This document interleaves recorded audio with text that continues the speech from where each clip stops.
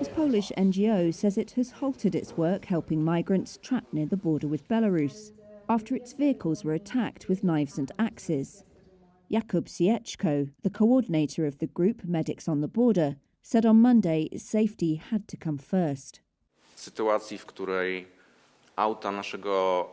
In a situation when our team's cars were attacked with axes and knives, we had a right, and this was confirmed by our security specialist, to be afraid that next time it will be us who are attacked, not the cars. Że następnym razem zaatakowane zostaną nie te auta, ale my osobiście. Niestety w takiej sytuacji zmuszeni byliśmy. Unfortunately, we had to make the extremely difficult decision that our work on the border must stop in its current form. Musi zostać w takiej formie zawieszona. From Tuesday morning, the Polish Centre for International Help will take over our work. Być może wiedzą, nasze działania przejmuje Polskie Centrum Pomocy Międzynarodowej. Medics on the Border said it had given assistance to about 300 people, and about 10 to 20 had to be admitted to a hospital. Thousands of migrants have travelled to Belarus in the hope of crossing into the European Union, only to find themselves stuck on the border in freezing conditions. The EU, which has sanctioned Belarus for human rights abuses, accuses Minsk of luring migrants from war-torn, deprived countries and sending them as pawns to cross into Poland. Minsk denies manufacturing a migrant crisis and blames the West for their treatment.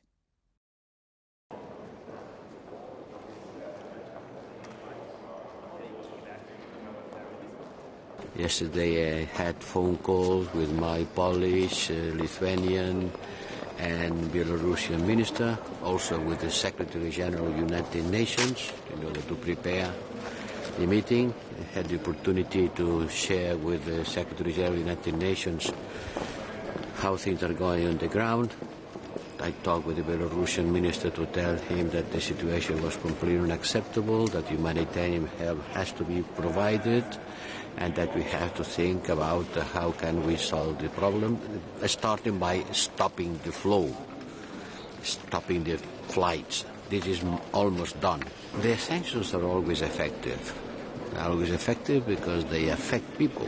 They affect their wealth and their capacity of movements. And today we are going to approve a new package of sanctions against Belarusian people responsible for what's happening in the country. And we are going to enlarge the framework in order to think, to implement other sanctions to other people, airlines, travel agencies, and everybody involved on this illegal push of migrants in our borders.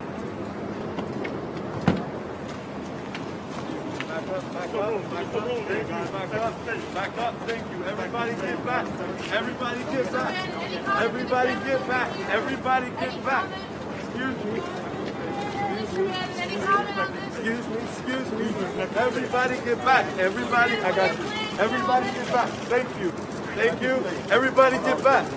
Get back. Excuse me, whoa. Excuse me. Everybody watching in the courtroom. We're here today. I don't want anybody to think they're not on the wall. We have Spanish on our side, African Americans on our side. We're taking down the Biden regime. Every day, the focus, you got Raheem Kassam today, you got Dr. Peter Navarro, Captain Bannon. You're going to have Boris Epstein, the whole show. Intense. We got polling out, economic data out, everything. I want you guys to stay focused, stay on message. Remember, signal, not noise. This is all noise, that's signal. Thank you very much. Are you optimistic today? How are you feeling today, Mr. Bannon? Excuse me.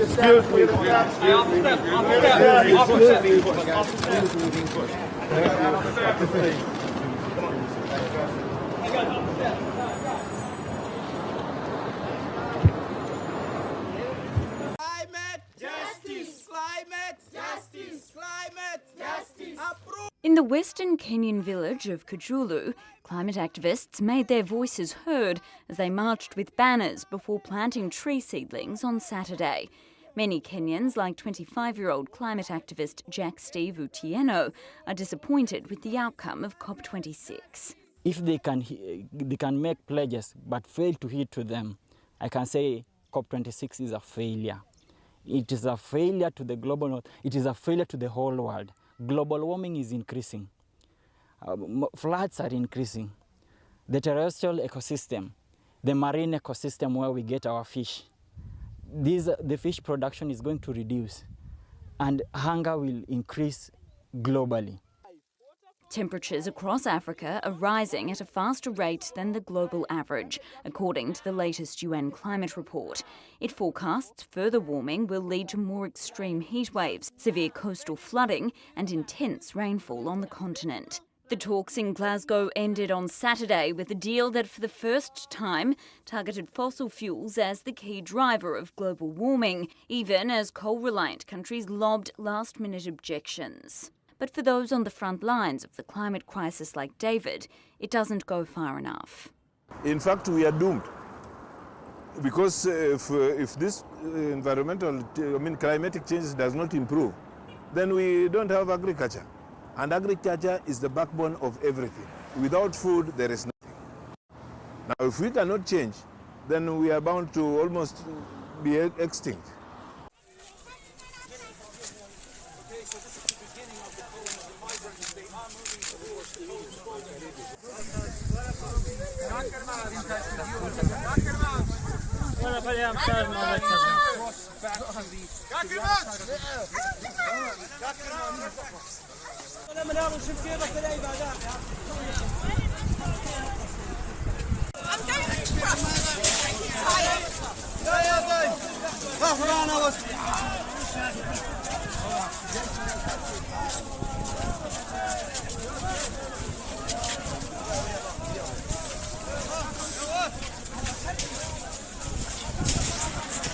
Democracy, close the door, Poland, no democracy.